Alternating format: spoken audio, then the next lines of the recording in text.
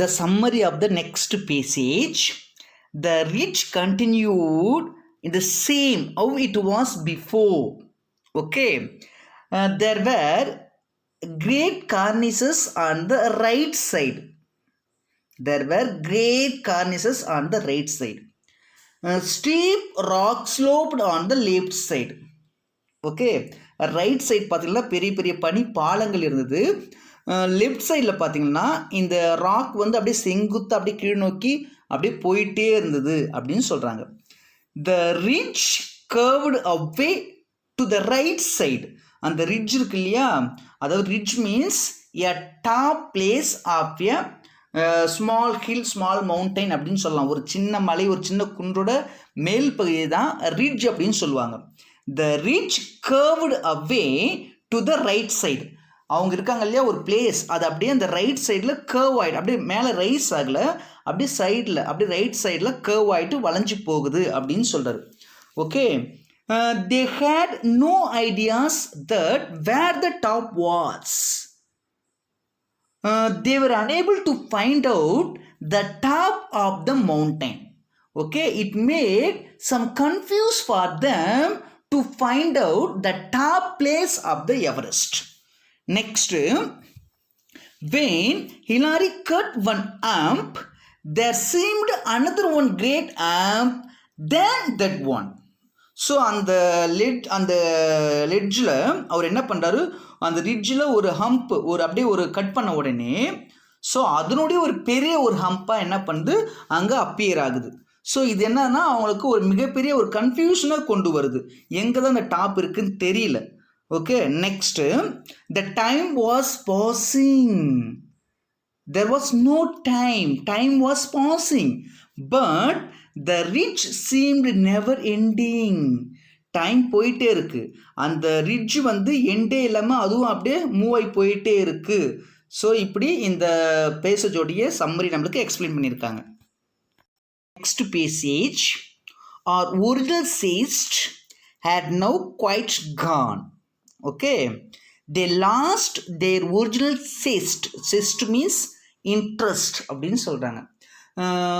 An account of having a lot of confuse about the top. They had confused the top where it was. So they lost their original zest. It became as a great struggle again. Okay, it became as a great struggle again because of having lot of confuse about the top. Okay, next, I then realized that the ridge a guide instead of rising. Then Hillary realized that instead of rising up, the ridge curved away sharply.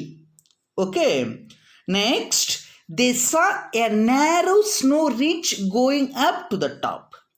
They gave a few more blows of the ice axe and they reached the top. Okay, so அவங்க நிறைய confuse இருந்ததால் அவங்களுடைய அந்த ஆர்வம் எல்லாமே போயிடுச்சு அப்படின்னு சொல்கிறாங்க. அகைன் மறுபடியும் அவங்களுக்கு ஒரு கிரேட் ஸ்ட்ரகிள் ஸ்டார்ட் ஆயிடுச்சு. அப்போ தான் ஃபஸ்ட்டு அவர் ரியலைஸ் பண்ணுறாரு. என்ன ரியலைஸ் பண்ணுறாருன்னா, அந்த டாப் அப்படியே ரைஸ் ஆகி மேலே மேலே போகிறதுக்கு பதிலாக அப்படியே வந்து வளைஞ்சி போகுது.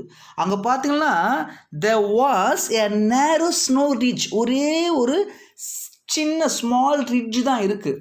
அதில் வந்து என்ன பண்ணுறாருன்னா, they gave a few more blows, ஒரு 4-5 ஸ்டெப்ஸ் மேலே போயிட்டு so and finally they reached the top, அந்த டாப்பை போயிட்டு ரீச் ஆகுறாங்க.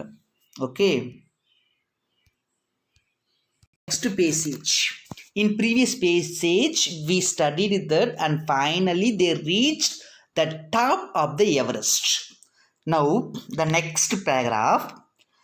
My first feelings were of relief that there were no more steps to cut, no more ridges to traverse, and no more amps to tantalize as with hopes of success. So meaning of the sentence, both Hillary and Tenzing had a great sense of relief. Okay, பாருங்கள் என்ன ஒரு achievement பாருங்கள். So ஃபைனலாக reach ஆகிட்டாங்க. இப்போ தான் அவங்களுக்கு வந்து ஒரு ரிலீஃபான வந்து ஒரு சென்ஸ் அவங்களால ரியலைஸ் பண்ண முடியுது. And then there were no more steps to cut or no more ridges to traverse means cross பண்ணி போகிறது. அங்கே கட் பண்ண எந்த ஸ்டெப்ஸும் இல்லை, கிராஸ் பண்ண எந்த ரிட்ஜஸும் இல்லை. And no more humps to டேண்டலைஸ்னால் ஏமாத்துறதுக்கு. ஸோ ஹம்ப்ஸ்னால் அந்த மலை முகடு அப்படின்னு சொல்கிறோம். ஸோ இதுதான் டாப் ஆஃப் த எவரெஸ்டான்னு அவங்களை ஏமாத்துறதுக்கு. There were no more humps to tantalize them with hope of success. Okay, next Hillary looked at Tenzing with hope of success. Next, even though the balaclava helmets, the goggles and oxygen masks were covered with long icicles which all covered his face, his laugh of delight seemed clearly.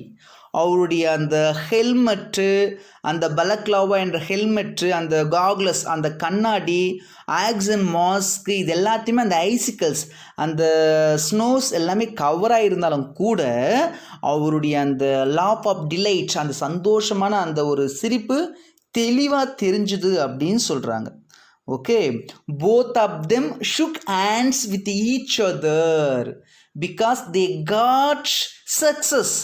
They achieved an ultimateாக அவங்க achieve பண்ணிட்டாங்க. So both of them shook hands with each other.